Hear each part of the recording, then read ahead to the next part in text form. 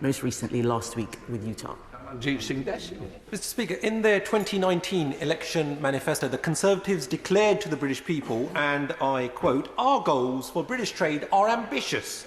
We aim to have 80% of UK trade covered by free trade agreements within the next 3 years, starting with the USA. However, there has been abject failure with a free trade agreement nowhere in sight, and instead of coming clean on their incompetence, laughingly, Tories are now lining up to blame the Biden administration for the lack of progress. But does the Secretary of State concede that the government's failure to negotiate an FTA with the USA has potentially locked out British businesses from vital new markets created by the US Inflation Reduction Act?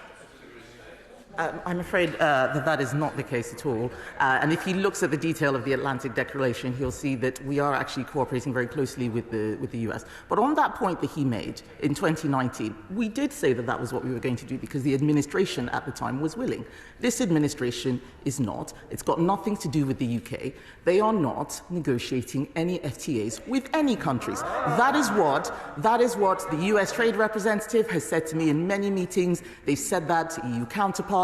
And quite frankly, if what he is suggesting is true, he's basically saying that every government should be bound by its predecessor, in which case, should anything happen, he is basically saying that he's agreeing with everything that this government is doing and nothing should change. I think that actually what we've negotiated with the Atlantic Declaration is a success, and he should actually be praising this government for being able to achieve something so monumental.